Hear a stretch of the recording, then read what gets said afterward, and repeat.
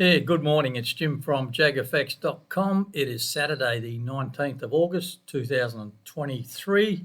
This is just my weekly analysis video where we have a look at some of the Forex pairs. I'm trading on the daily time frame using the high probability and divergence trading methods from my books. So thank you. Thanks for watching. If you do like the video, please hit the like button or subscribe button. That'd be greatly appreciated.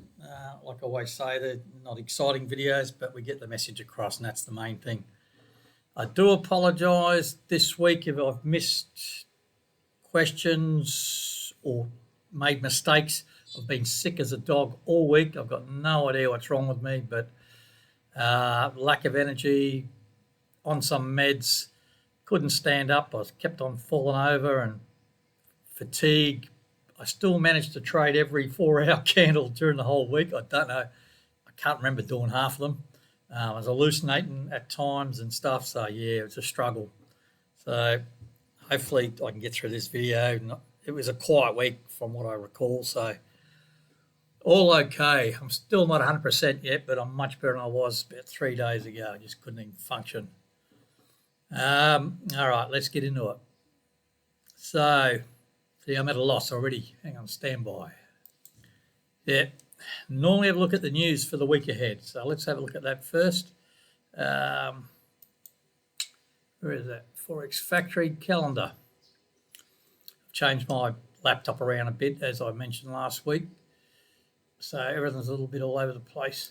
So this is Forex Factory free economic calendar.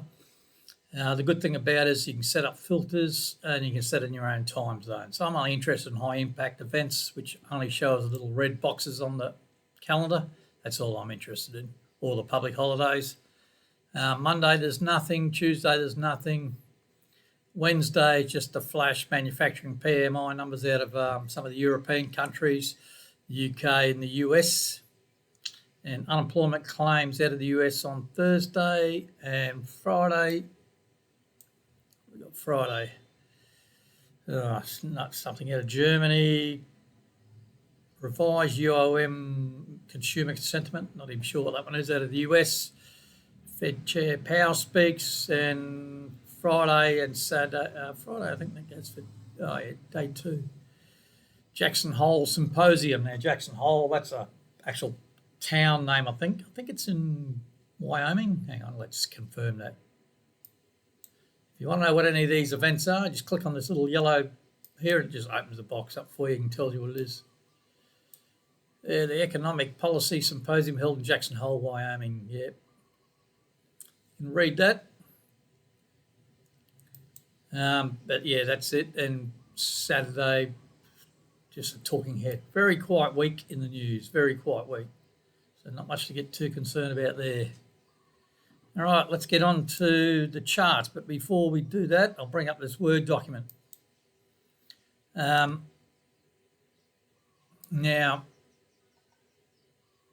this just explains what the different colours, different settings are on the charts. Most of you people that have watching these videos have read 1 or 2 of my books or 3 of my books, or you follow me in the Facebook group, Telegram channels, etc., you know most of it. So, but this is for just someone that may stumble across the video.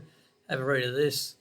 Just take a screenshot or pause the video, have a read. It's pretty straightforward. I go through most of this. The most important thing is 2 things. We've got red and green dots on the price chart, which is a QMP filter. Dots, they're a combination of the MACD Platinum and the QQE Advanced. Now, the QQE Advanced is not displayed on these charts because I don't need to see it. But the MACD Platinum is, which is the bottom indicator, just a zero lag MACD. Oscillates around a 0 level, and generally I'm looking to sell when it's above the 0 level and buy when it's below the 0 level. All right, I've got to pause the video and get a drink of water. I haven't spoken for about a week because I've got no one to speak to. So I haven't left the apartment and I've been sick and so hang on a sec. Yeah, you might just have to bear with me with my voice. Sorry about that. All right. Yeah, so just have a read of that. If anyone's got any questions about the setup or anything, just message me. There's plenty of information in the description of the video on how to contact me. but we'll get into it. All right, let's get onto the charts. I think it's going to be a quick video. Not much has actually happened, so there's not much doing. All right, we're looking at TradingView. This is do all my analysis on TradingView. Now, I'll give you a heads up. I'm looking at adjusting my watch list a little bit. Now, I've had questions about the watch list this week, and every now and then I change it just because I can. I'm not showing all 28 pairs because that just takes too much time on my part, writing all these notes, preparing screenshots and stuff. I've still got my private trading to do, and I'm reducing that somewhat too. So I've reduced that from 28 pairs down to I think 12 pairs plus one metal. Just got to, because I'm on 4 hours, 8 hours, and daily charts, various methods using different trade management methods, or using the high probability method. It just gets a bit much sometimes, and especially doing the 4 hour and 8 hour charts, trades can pile up. All right, this is the watch list on the right. It's in alphabetical order. I'm not a trade signal provider, so these are just trade setup examples and trade management examples. Highlighted in light blue means trade on, some action taken. Highlighted in orange means there's something I want to talk about in this video. No highlight, no trade. And if there's one highlighted in dark blue, which I don't think there is, means there's a trade on and no action's been taken. All right, let's have a look at the chart. You'll see on the chart, the writing on the right-hand side normally refers to the latest trade. You'll see some of them have multiple trades on. So generally, all you see the pair, the date, the signal, and my thoughts and the reasons behind the trade and any trade management here. Now, for example, this is the AusCAD. So the 20th of July, there's a new sell signal. So it's here. So it's taken on the open of the new candle. Now, for me, the candle, these are daily charts, remember? The new daily candle for me opens up 4 a.m. local. That's 5 p.m. New York. I don't get out of bed till about 6:30 these days, so it's 2.5 hours later. So generally not much happens in that 2 hour period or 2.5 hour period, so there's not much damage done. Most of the time, most of my trades go against me a little bit anyway, if they do go in the right direction. You see that with about 80% of my trading. So there's no rush. As long as you're consistent and trade around the same time each day, and that's fine on the daily time frame. There's no rush on the dailies. When I do take a trade, I call the trade live at the time or within that 2.5 hours, take a screenshot and post them into all the groups. Now the groups include the JAGfx Facebook group and the 2 Telegram channels and Matt from Family Man's Discord channel. So everyone's more than welcome to join them. So they're all called. I share the trade screenshots and also put that in a shared folder. So it's all very transparent at the time, not after the fact. Any trade management's also called on a daily basis. So when I close, like 1st of August, close half and stop, move down, that's called in the groups. 8th of August, stop, move down, called in the groups. All right, so it's all good. So AusCAD took a sell and it's going nicely, as you can see. There's the entry, the red solid line, and the stop loss is now inside the entry. So I'm just hoping to trail this down a bit. In the meantime, I started drawing these green trend lines for potential regular bullish divergence. Just keep on drawing these until they're no longer valid or it's confirmed, one way or the other. And yeah, just a bit of preparation. So we're looking good on the AusCAD, can't lose on that trade. Now, ideally, it's going to turn eventually. The Oz is pretty low. Now, you could either, if you get a new buy signal, for example, I could either close the sell out for a full profit, or I could trail the sell down a bit lower and use that as a bit of a protection or insurance when I go to the upside. The MACD is below the 0 level. There's a 0 level there. Hence there's a green dot on the MACD platinum below the 0 level, hence the grey vertical line. It's just a warning signal for me, puts me in buy mode while I've tightened up the sell. All right, Oz Japanese yen. This is a little bit confusing, so just bear with me. We're in the sell here with a stop loss in place right below the entry level. So let's have a look when that is. That's the 21st of June. Just got to get it here. Here it is here. And there's the trade management for it. 14th of July took a, what's that one? 14th of July took a buy signal.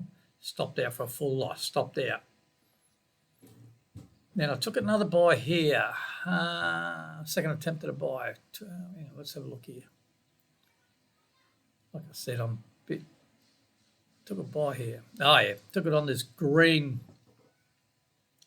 MACD platinum. See, this buy was stopped out, but the buy signal remained valid. There was no opposite QMP filter dot or anything like that. Then when I got another green MACD platinum dot below the zero level, I took a nice big bullish candle. I thought it'd be a great opportunity to take another buy. I probably should have waited for a break of this trend line. In hindsight, was probably the smart thing to do. Then it's gone against me, and we got this opposite QMP filter dot. Now, normally I would close out a trade when I got that, and I said at the time the reasons why I didn't is because, one, I've got this sell trade already on still, and this initial buy, I've got a kid screaming in my background now. I've got a filthy headache, kid screaming, and I can't hardly talk. Great. So, yeah, initially we got this hidden bullish divergence followed by a regular bullish divergence. I was reluctant to close it out, and it's gone up again slowly, but then it's dropped off again, and we've got a red dot on the MACD platinum, still below the zero level. But the good thing is I've got this sell giving me some protection, even though the buy is losing. So if this price keeps on dropping, takes out my stop and keeps on going down to the zero, not the end of the world. I've got this sell on still, so it's not too bad. Righto, Aussie USD comes up. All right, we're in a sell here, hopefully, if it ever turns up. Yeah, we're in a sell from the 20th of July. Yeah, it stops there, can't lose. This green line here is the 65-cent level, which is a big number. As you can see, price bounces off it previously. Took out this previous low here, and it's just kept on going down. So there's a grey vertical line there, green dot on the MACD plat below the zero level. Just a warning signal getting ready to go long. No rush to move this stop. There's not going to be one big bullish candle from hell that just goes straight up and takes out that stop at any time. I wouldn't imagine. So, yeah, we just got to wait. Now, what's going to happen now? Price is going to hopefully turn eventually and head back up towards its 65 level, and then we'll see what happens there. In the meantime, the MAs will move down, sorry, I'm just having problems focusing here. The MAs will move down, and price will either go to them or they'll come down towards that 65-cent level. But we're looking good. We can't lose on the Aussie. Euro CAD. All right, it's highlighted in orange for a reason. I took a buy here on the 7th of August. Now, it was all very tight. It was regular, hidden bullish divergence there, not an ideal setup. But price just meandered. Then it went through the MACD platinum went through the zero level, and it's just going nowhere. So what I did on the 11th of August, moved my stop up. So when's the 11th? So, yeah. On the open of this candle, I just tightened my stop right up. I just didn't like the look of it. The MAs are tight. Look at the moving average, how they all come in nice and tight from this nice big uptrend to this tightness. And so, yeah, and it was stopped out the next 14th. So that was it was over the weekend. So stopped out for a small loss. That's why it's highlighted.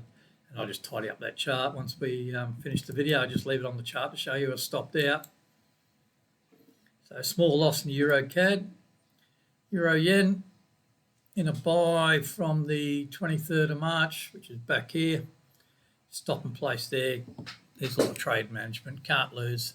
In the meantime, we've got a grey vertical line. We've got a red dot on the MACD platinum above the zero level. There's the zero level there. And we've got potential regular bearish divergence forming. So, yeah, very similar pattern to the Aussie Yen. See the The hidden bullish divergence followed by regular bullish divergence. That's what I was looking for.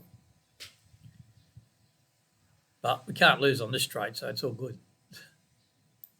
Euro USD in a sell. The Euro and USD and the Aussie USD tend to move very similar.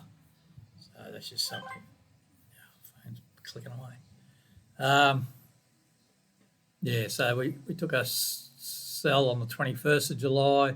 Stops up there. There's the trade management. Can't lose on that, which is all good. In the meantime, reached this support level. MACD Platinum's below the 0 level. Green dot on the MACD Platinum in buy mode. Pound Aussie.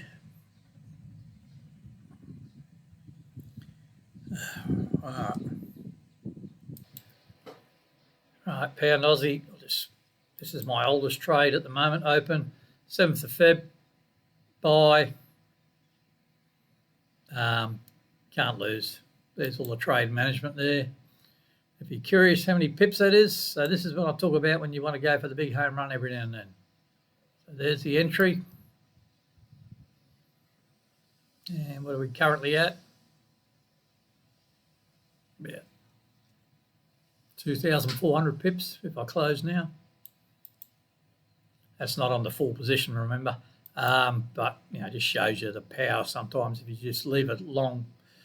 That swing trade, I guess, becomes a position. I don't know. Yeah, it's a good winner, that one. So can't lose on the Pound Aussie. The stop's just below here. I'm going to drag this stop up slowly, just hopefully trail it. Pound Swiss, starting to go in the right direction. Took a while. Buying here, 31st of July. Did eventually I've moved my stop up once because it just went up, meandered down. The initial stop was down, you can see the level there, below this support level. Went up to entry level and just came down a bit and back up again. And I got to this is when I moved the stop. Price was at the moving averages, MACD Platinum through the 0 level. So I just want to reduce my risk. There was enough there to take half, but now Friday she's pushed up nicely. So I'll give it another couple of days and I'll look at closing half there. So that's the pound Swiss, looking good. New Zealand CAD in a sell from the 19th of July. Can't lose. I'm going to trail that stop. I'm just going to trail the stop down a bit when the opportunity presents. But in the meantime, we're at this previous low here. And it looks like price is stalling a bit. We've got a green dot on the MACD Platinum below the 0 level. So hence the grey buy mode warning signal. So just a matter of dragging the stop down. USD Japanese yen in a buy. Just broke this high. I don't think it's going to be convincing now. I think it's coming back to it. Resistance as it becomes support, who knows? But we've got a red dot on the MACD Platinum above the 0 level, hence the grey vertical warning line. So I'm now in sell mode. So it's just a matter of trailing the buy stop up and taking the sell when it presents. Can't lose on that one. Gold, XAU USD. Took a sell signal 24th of July. And it's gone down, reached this previous low here, MACD Platinum through the 0 level, closed half already, stops moved down and stops moved down again. Again, just a matter of trailing the stop and waiting for a buy. Grey vertical line, red dot, green dot, the MACD Platinum below the 0 level, and we're between the 1800 and the 2000 level. So it's gold. US dollar. Now this has been a quiet month. This is August. It's traditionally a quiet month in the Northern Hemisphere. I keep on forgetting I'm in the Northern Hemisphere. Just summer's summer here all year round in Southeast Asia, but I still think, being Australian, I always think Southern Hemisphere. Right, US. So it's quiet. So summer holidays. That's what I'm saying. So the big traders, the institutional traders, I guess, the guys that work for Credit Suisse and you know, the Royal Bank of Scotland and Barclays and stuff like that. You know, they're out of New York or out of London, etc. They're taking their holiday breaks. You know, so that's why the volume's down. US dollar has reached its previous high. It's just the US dollar. You can read what it's against. And the US stock market, US 500, if it comes up. Took a bit of a going down a bit. Now we're at this previous low here. See if it holds. Yeah, it's been on a pretty good rise up. So is this a pullback or is this a reversal? And Bitcoin, bang, big move on the LBTC. Went from 30,000 close to 25,000 in space of 2 or 3 days. Not ideal. I got a few things on crypto, and that was just not a good week for me. Problem is with crypto, you know, it's if the US dollar tanks, it drags all the currency markets down.